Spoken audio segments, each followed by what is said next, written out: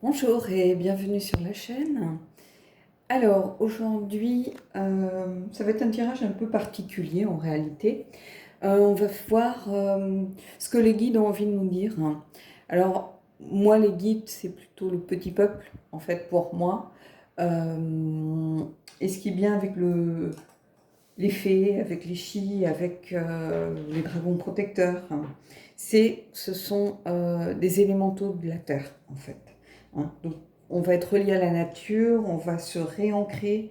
Il y a une énergie aussi de guérison avec cette énergie liée à la nature, à la terre-mère. Donc on va voir ce que les énergies nous disent.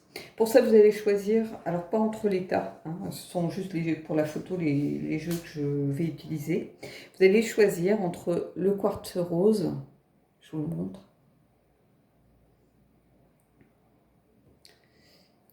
le cristal de roche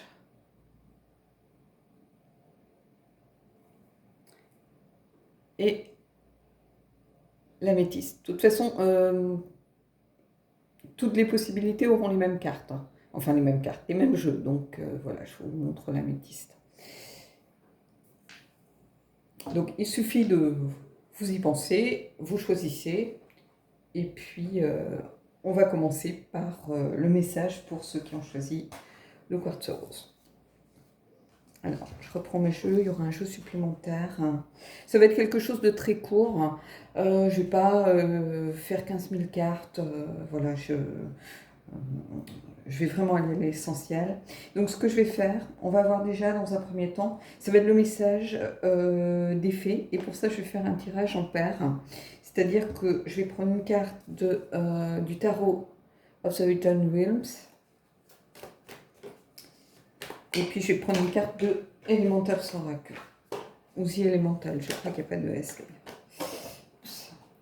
Donc on va les faire fonctionner par paire. Donc ceux qui ont choisi le quartz rose. Je mettrai comment ça s'appelle, timelapse, peut-être le temps, éventuellement pour vous. Mais ça va être quelque chose de très général, ça va pas être, voilà, ces énergies, le message des énergies pour l'année, donc après je pourrais faire une roue par mois aussi, mais bon. Allez, on va prendre une carte du tarot et on va prendre une carte de The Elemental Oracle. Et on va voir par paire ce que ça donne. Je ne sais pas si vous voyez. Oui, c'est bon. Alors, il y a toujours mes bruits de fond. Voilà, vous avez l'habitude. Je suis désolée, je ne peux pas faire mieux. Donc. Alors, on a le 9 de denier. Donc, une belle carte associée à la gravité. Alors, la gravité, si vous avez vu les tirages précédents, on l'a beaucoup vu, cette carte. Ici, on a cette idée d'accomplissement matériel, le fait de réussir à subvenir à ses besoins, à profiter, avoir une certaine abondance matérielle. C'est la carte du matériel, le 9 de denier.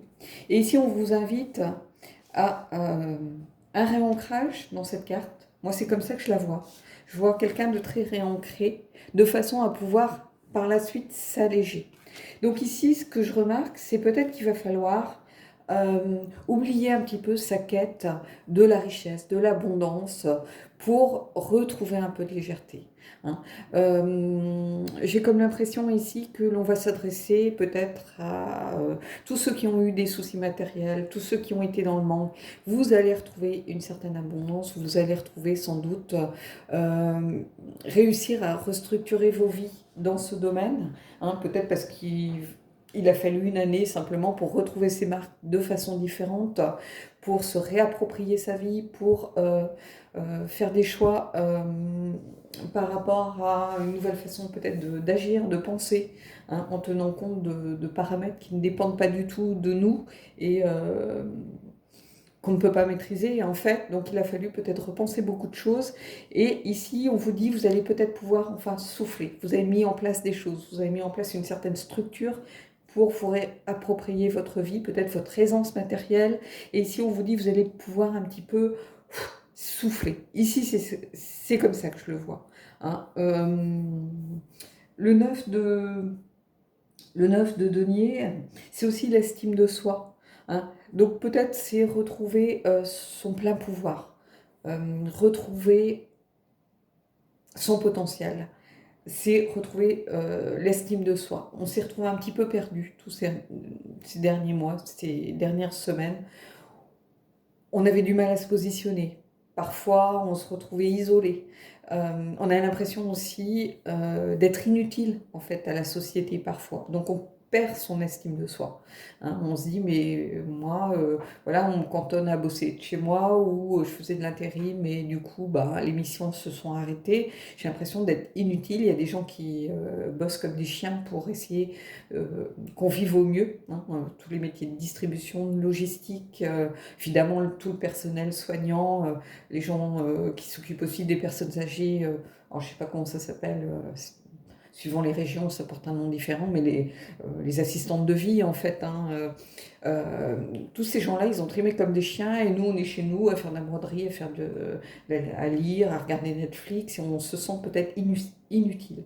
Et ici cette année elle va être là pour nous aider peut-être à nous reconstruire aussi par rapport à la confiance que l'on a et aussi par rapport à notre estime de soi. On va retrouver un petit peu cette légèreté. Mais pour ça, il faut aussi réussir à s'ancrer. C'est un peu comme quand on vous dit, quand vous jouez du piano, il faut maîtriser le solfège, en fait. Vous allez devoir partir de zéro, apprendre les gammes, apprendre les croches, apprendre la valeur des notes, apprendre les clés, comment positionner votre doigt sur le clavier. Tout ça, c'est à apprendre. Mais une fois que vous aurez maîtrisé tout ça, ça vous permet de vous libérer. Et ici, en fait, le fait de s'ancrer, c'est ça aussi. Ça permet de vraiment de s'ouvrir à nouveau au monde par la suite et de se libérer d'un poids. Donc, ici, c'est ça que je ressens par rapport à ce tirage. Alors, on va voir ce à quoi il faut prêter attention. Et pour ça, je vais prendre l'oracle de la terre sacrée.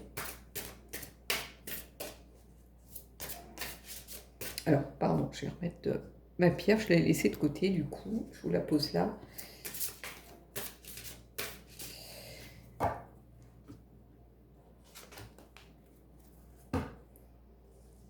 Alors, et ici on a, bah, voyez, on a l'exigence. L'exigence, c'est pas seulement être exigeant avec les autres, hein, c'est aussi être exigeant avec soi-même. C'est-à-dire éviter de se perdre, éviter de lâcher du mou, comme j'aurais tendance à dire. Si on a des valeurs et des principes, il n'y a pas de raison qu'ils ne soient pas toujours valables. Hein. C'est pas parce que c'est compliqué que ça nous donne des excuses pour laisser tout ça de côté. Non, en fait, l'exigence, c'est une façon d'être, en fait. Alors, c'est l'exigence positive. Hein. Évidemment, il ne faut pas tomber dans le côté psychorigide ou maniaque ou tout ce que l'on veut. Être exigeant, c'est faire les choses du mieux que l'on peut.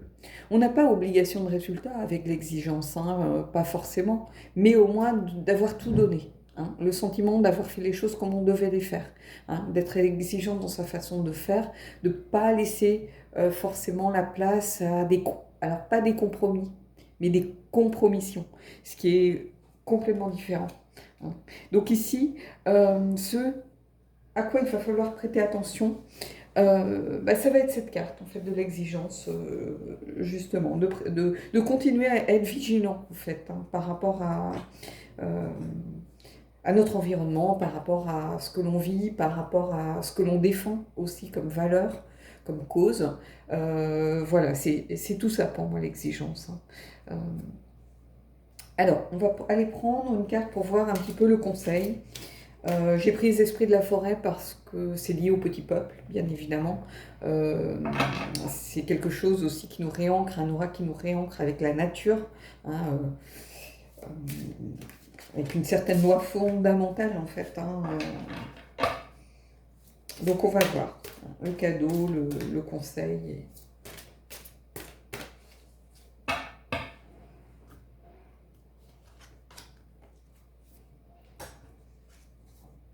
Et ici on a la rêveuse. Alors la rêveuse, Elle est sortie il n'y a pas très longtemps non plus. Donc vous voyez, c'est vraiment les énergies du moment en fait. C'est quelque chose, quand on voit comme ça une carte qui ressort régulièrement pendant un temps, ça veut dire que c'est vraiment peut-être l'énergie qui domine. Ici, on vous parle de vision, de transe, d'apparition. Alors, bon, selon vos croyances, vous prenez ou vous laissez, hein. Mais ici, c'est, comme je l'avais dit dans le tirage justement, je crois que c'est le tirage précédent d'ailleurs, hein, c'est la capacité à retrouver ses rêves, à retrouver sa créativité, à ne pas oublier ses rêves. Euh, alors ici on parle de vision, peut-être pour les gens qui ont des capacités médiumniques, pourquoi pas, hein, mais transapparition, bon, moi ça ne veut pas dire grand-chose. C'est plutôt notre capacité à rêver un petit peu notre vie, hein, qu'on avait peut-être oublié pour être accroché justement à cette notion de matérialité, cette notion d'argent, cette peur du manque, hein, peut-être cette rencontre avec certaines difficultés financières qu'on a pu avoir, hein. Donc tout ça ici, c'est une carte qui nous invite à retrouver notre capacité à rêver, à voir la vie sous un angle différent, à retrouver une capacité aussi créative, hein, à essayer de mettre de la beauté dans nos vies malgré tout, hein. Et cette beauté que l'on peut mettre dans sa vie, justement, c'est aussi une aide pour retrouver de la légèreté, pour retrouver une capacité à rêver, une capacité à tirer le meilleur parti des choses, à donner aussi de l'amour et de la beauté aux autres, hein, parce que c'est pas que pour soi, ici ça peut être tout à fait une démarche altruiste aussi, hein. Donc voilà, donc ici ceux qui ont choisi le quartz rose, vous avez ici un beau message, hein, un beau message des guides. Donc je vais mettre en pause et puis on va passer au tirage suivant. Alors, on va prendre ceux qui ont choisi le cristal de roche. Alors, pour ça, on va prendre une carte du tarot. Alors, celui de John Williams. Oups.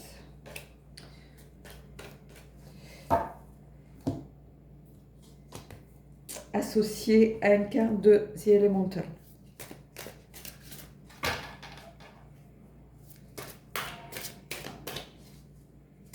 Et on va voir ce que ça vient nous raconter. Oups.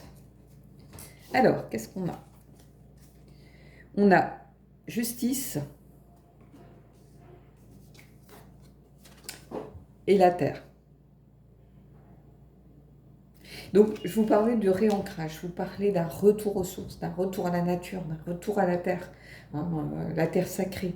Ici, c'est retrouver ce qui est juste, justement, par rapport à ça, par rapport à soi, mais par rapport aussi à l'univers qui nous entoure. C'est-à-dire que durant ce confinement, on a vu la nature reprendre ses droits dans beaucoup d'endroits, en fait. On a vu les animaux reprendre possession des villes, on a vu la pollution diminuer dans certains... Et il va falloir en tirer des leçons. La justice, elle est là aussi pour ça, pour dire, voilà, hein, c'est une leçon que l'univers nous donne, en fait, hein.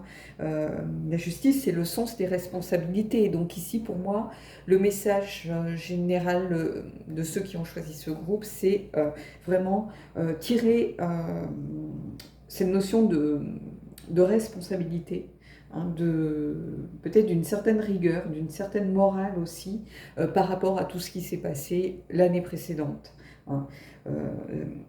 C'est aussi faire ce qui est juste, hein, pour justement ne pas retomber dans les travers qu'on a pu connaître, hein, cette pollution à outrance, cette exploitation des ressources de la terre. Alors, moi, je ne suis pas une militante écolo, hein, j'agis à ma façon, à mon petit niveau, mais je ne serai jamais une sectaire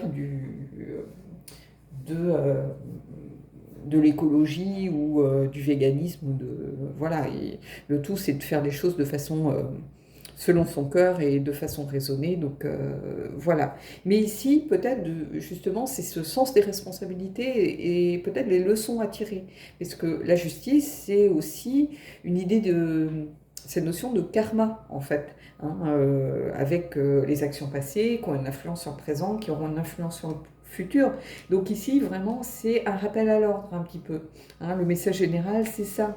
C'est-à-dire, ça vient nous dire, voyez ce qui s'est passé à partir du moment où l'humain s'est retiré un petit peu du monde, hein, puisqu'on a tous été, il y a eu moins de voitures, et alors tout le monde va me dire, mais c'est mécanique, hein, il y a moins de voitures, il y a moins de pollution. Oui, mais on a vu ce qui se passait.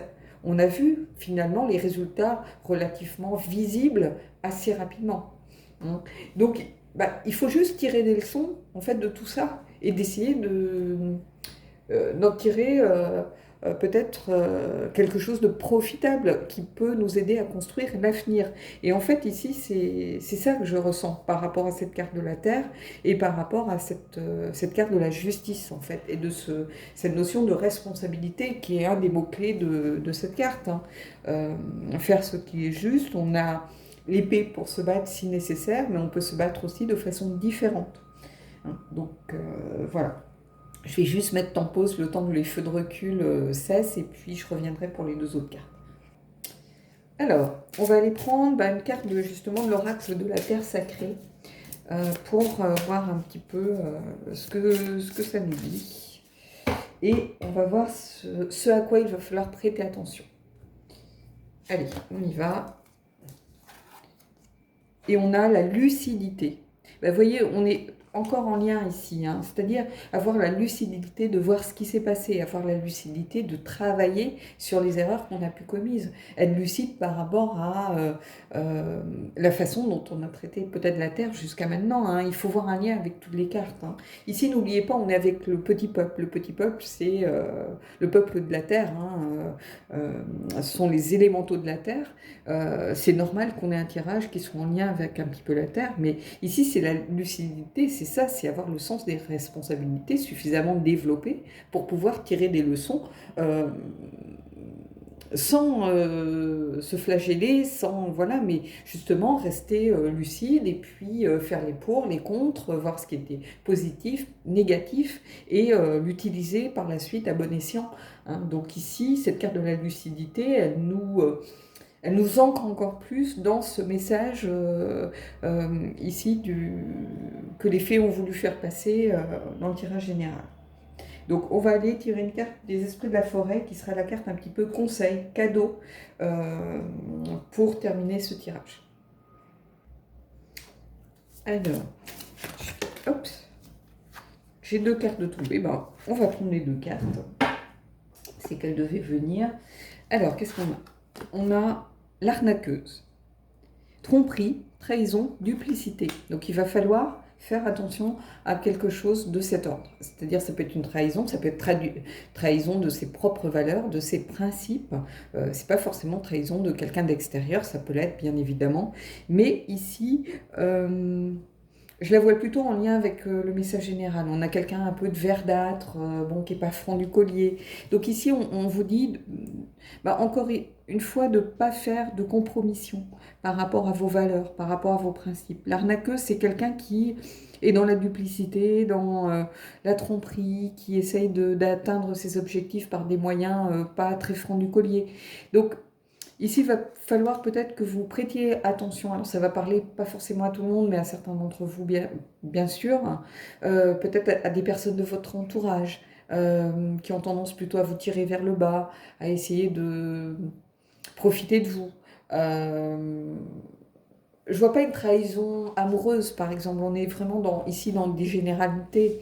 Donc, je vois plutôt quelqu'un qui n'a pas joué franc jeu ou a voulu tirer peut-être son épingle du jeu en essayant de vous évincer sur certaines choses. Vous voyez, c'est plus de cet ordre ici, hein. Mais ça peut aussi être le fait de trahir ses propres principes, c'est-à-dire de donner une image en société qui n'est pas du tout ce qu'on peut véhiculer.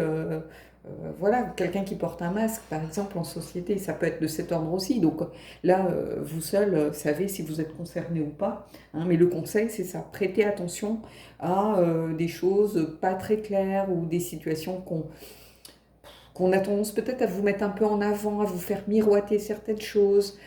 Foncez pas tête baissée dans des choses qui paraissent trop polies pour être honnête, en fait, hein. Méfiance. Bon, c'est ça ici, c'est comme ça qu'il faut le prendre. Et ici, on a la Mabon, éclat, espoir, avenir. Donc ici, on est plutôt par rapport à cette prochaine année qui arrive, c'est-à-dire qu'il ne faut pas perdre l'espoir, il ne faut pas renoncer à faire des projets, à utiliser sa créativité, à, encore une fois, je vous dis, peut-être tirer les leçons pour pouvoir avoir un réel espoir dans l'avenir de la planète, par exemple. Hein. Ici, il faut le prendre vraiment dans un sens très très global, hein, c'est-à-dire garder espoir coûte que coûte, hein, bien évidemment, ne jamais baisser les bras pour qu'on puisse construire un avenir commun, vivable pour tous, sans laisser de gens sur le bord de la route. Voilà, c'est ça que je ressens ici. Donc cette carte, je pense qu'elle est plutôt pour certains d'entre vous, il va falloir prêter un petit peu attention à votre entourage, à des situations qui sont un petit peu trop belles, trop, voilà, c'est trop attirantes, trop faciles aussi, peut-être des choses qui arrivent trop facilement. Bon, hein, gardez votre sens critique. Voilà, c'est ça. Donc, c'est tout pour ceux qui ont choisi le cristal et on va passer à ceux qui ont choisi l'améthyste. Alors, ceux qui ont choisi l'améthyste. On va prendre une carte du Tarot of the Return Williams et une carte de élémental. On va travailler en paire. Alors, c'est quelque chose, moi, ce travail par paire que je fais souvent pour moi. Je tiens une carte d'un tarot, une carte d'un oracle. Je ne le fais pas sur la chaîne. C'est peut-être quelque chose à étudier et à mettre en place pour les prochains mois. On va voir. Hein, pourquoi pas. Dites-moi ce que vous en pensez. Dites-moi si ça vous plaît.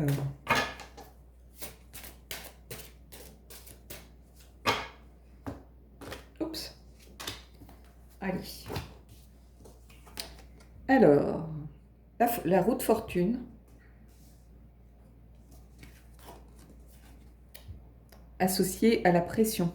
Transformation.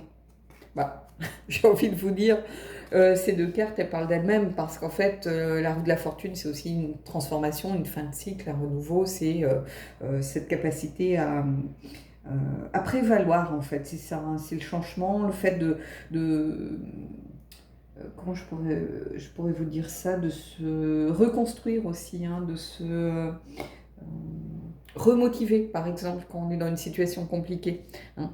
On sait que la roue tourne, on sait que, voilà, cette petite fée, elle a confiance, hein, elle regarde devant elle, elle est prête à souffler sur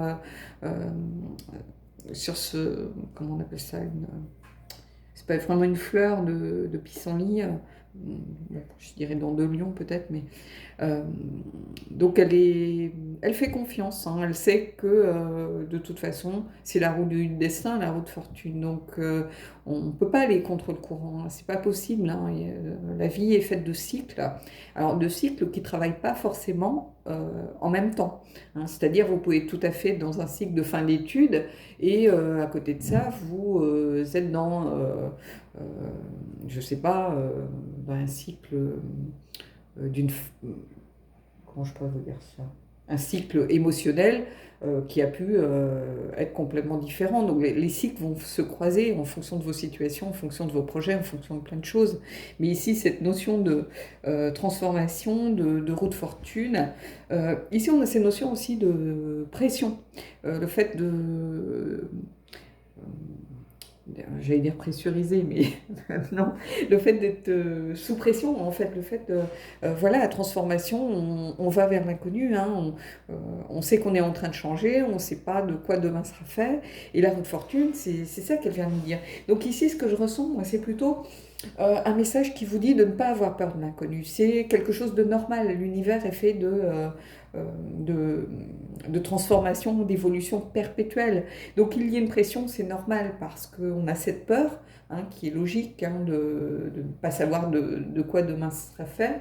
On a aussi une peur de sortir de sa zone de confort. Hein, puisque de toute façon, là, on peut rien y faire. La peur de ne pas pouvoir contrôler les choses, une certaine pression aussi avec un devoir de réussite, hein, qu'imposent nos sociétés actuelles.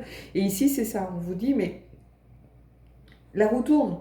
Hein, donc le tout est de savoir réussir à vous situer, peut-être visualiser dans quelle phase vous vous situez par rapport à telle ou telle situation.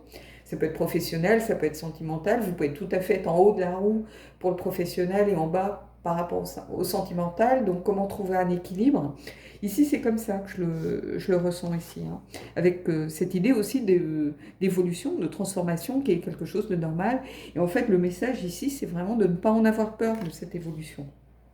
C'est un message qui est très fort. Je pense que ça concerne peut-être des gens qui n'aiment pas sortir de leur zone de confort, qui n'aiment pas aller vers l'inconnu, qui n'aiment pas ne pas tout contrôler en fait, qui ont besoin de visibilité pour pouvoir avancer sereinement. Mais en fait, malheureusement, la vie, c'est pas ça du tout. Donc, c'est un petit rappel à l'ordre, hein. Ici, les fées viennent vous dire, ben voilà, il ne faut pas avoir peur de cette évolution, il ne faut pas avoir peur de cette transformation, elle est normale, l'univers n'est fait que de ça. L'univers est en mouvement perpétuel, hein.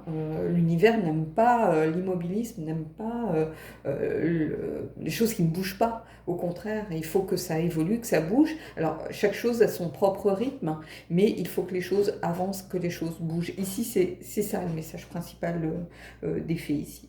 Allez, on va aller prendre une carte de l'oracle de la Terre sacrée et on va voir un petit peu ce à quoi il faut prêter attention ici. Oups!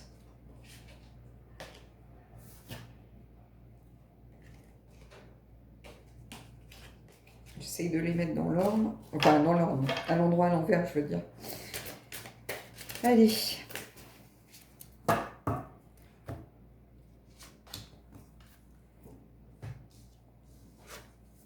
Et ici, bah voyez, j'ai l'impression qu'on est vraiment, pour ceux qui ont choisi ici, regardez. C'est ça aussi la cohérence d'un tirage, hein, c'est de retrouver des liens avec quelque chose. Hein, c'est là un petit peu, parce que Jung appelait synchronicité, mais en fait c'est ça, c'est retrouver une certaine logique des choses. Ici, le changement, la transformation, la roue de fortune.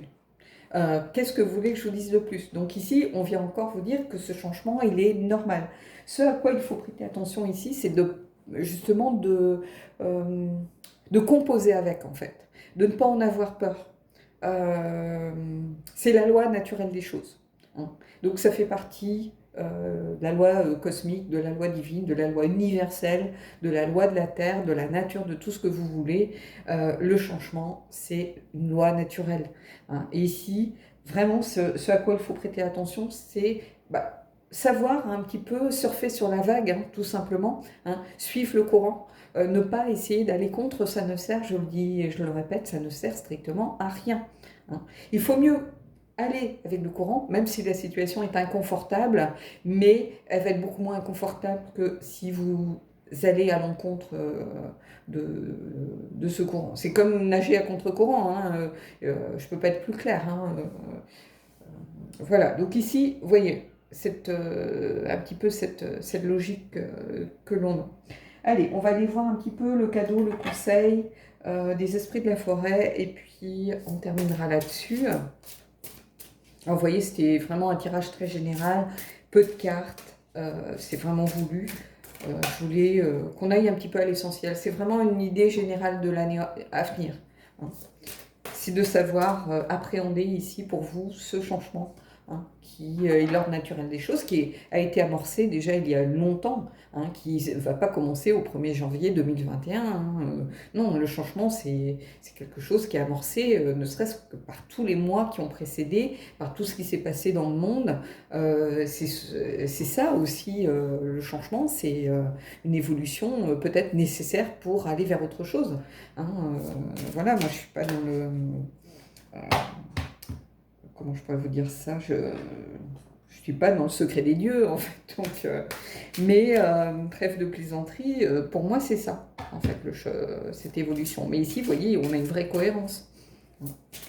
Allez, on va prendre les esprits de la forêt et on va y aller. Hop. Et ici, on a la tisserande, destin, destinée, word.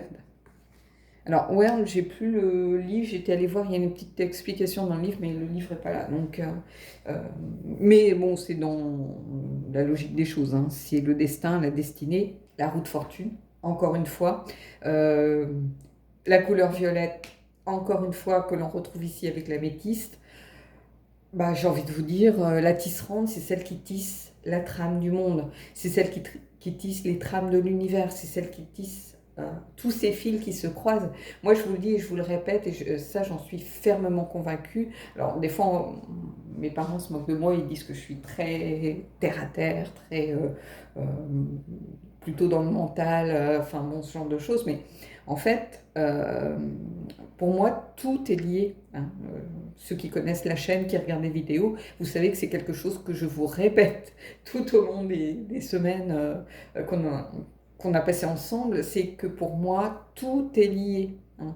L'univers, ce sont des êtres vivants, des plantes, euh, tout est des éléments, tout est lié en fait, hein. Il suffit qu'une partie infime disparaisse pour que tout l'équilibre, toute l'harmonie en soit bouleversée. Donc cette tisserande, c'est celle qui tisse les fils du destin, c'est celle qui tisse les fils de la roue, c'est celle qui tisse, qui permet à ce que tout se mette en place comme un puzzle qui finit par former un tout et une image globale des choses. Et pour moi, la tisserande, c'est ça, elle a un rôle pour moi fondamental dans nos vies. Alors, c'est pas une histoire de croire dans les faits, dans le destin, vous croyez en ce que vous voulez, mais le fait que tout soit lié, tout imbriqué, on le voit tous les jours. On le voit tous les jours. Regardez, l'humain se retire, les animaux, la nature reprend aussitôt ses droits. Vous voyez, tout évolue en permanence, tout bouge, hein, on déplace les lignes continuellement, et cette tisserande, elle est là justement pour nous le rappeler. Alors c'est un conseil, hein, c'est un petit rappel aussi ici, un petit rappel à l'ordre, mais c'est surtout un cadeau qu'elle nous fait, cette tisserande, hein, d'être là pour veiller sur les trames du destin, sur les trames de l'univers en fait, hein. Et voilà, moi je vous invite peut-être à garder, alors je dis pas ça pour avoir un like supplémentaire, mais peut-être à le garder dans vos vidéos, par exemple j'aime, de façon à pouvoir, euh, peut-être au milieu de l'année, faire un petit bilan après 6 mois et aller voir, euh, peut-être tirer les leçons de ce tirage, voir comment vous avez pu l'appréhender, voir comment il s'est imposé dans vos vies, si vous avez choisi par exemple ce tirage-ci ou le quartz ou le cristal, voir comment il s'est imposé dans vos vies tout au long des mois qui sont passés, euh, peut-être tirer des leçons, peut-être voir ce qu'il va falloir un petit peu travailler ou ce sur quoi il va falloir un petit peu remettre l'accent. Mais voilà, moi je vais sûrement, d'habitude, je supprime les vidéos d'origine sur mon ordinateur parce que je ne peux pas tout garder. Mais je vais peut-être garder, vous voyez, cette vidéo-là pour m'y replonger un petit peu dans 6 mois, faire tout simplement un petit bilan, voir si ça m'a parlé. Parce qu'à chaque fois que je fais un tirage choix multiple, je choisis toujours un tas pour moi. Je ne vous le dis pas, mais voilà, c'est mon jardin secret. Mais je choisis moi aussi un tas puisque je ne connais pas les cartes. Donc voilà, ça me permet de voir si ça résonne en moi ou pas, hein. Mais je vous invite vraiment à aller peut-être dans 6 mois, retourner sur cette vidéo pour voir si tout ça vous a parlé, si c'était à côté de la plaque, pourquoi pas. Peut-être que vous n'avez pas fait le bon choix, peut-être aller regarder un des autres dans ce cas-là, voir si finalement il correspond peut-être plus. Vous allez vous dire, mais finalement c'est ce tas-là qui correspond à ma situation, hein. Voilà. En tout cas, c'est pas d'habitude c'est pas le genre de tirage que je fais souvent, mais finalement c'était un tirage plein de bon sens. Alors je dis pas ça pour me jeter des fleurs parce que moi j'y suis pour rien en réalité, hein, les cartes viennent à moi, donc euh, moi je suis comment je pourrais vous dire ça, pas un émollient mais quelque chose qui lie, qui vient lier l'ensemble, mais c'est tout en réalité. Voilà, je dis en toute humilité, il y a des tirages où on sent qu'il y a une vraie énergie très forte, qu'il y a une énergie très forte. C'est pas qu'il y a une vraie énergie, c'est qu'il y a une énergie très forte, très présente. Hein, là, vous voyez, j'ai les doigts, je sais pas si vous allez voir, parce qu'avec la lumière, mais j'ai le bout des doigts qui est tout rouge. Euh, vous le voyez peut-être pas. Vous voyez, en mettant mes mains un peu plus loin, et quand je les regarde de près, le bout de mes doigts est écarlate en fait, comparé au reste de ma main. Donc, je sens que ça fourmille en fait, ça me démange à moitié. Vous m'entendez sans doute d'ailleurs frotter ma main. Voilà. Donc, bah écoutez, faites-moi part. N'hésitez pas à revenir peut-être dans 6 mois, me dire ce qui s'est passé par rapport à ce tirage. Mais en tout cas, vous voyez, ce tirage-ci, vraiment, j'ai tiré devant vous. J'aurais pu ne pas commenter, en fait. Voilà. Bon, bah écoutez, j'espère que ce tirage vous a plu. Et puis, moi, je vous dis à bientôt.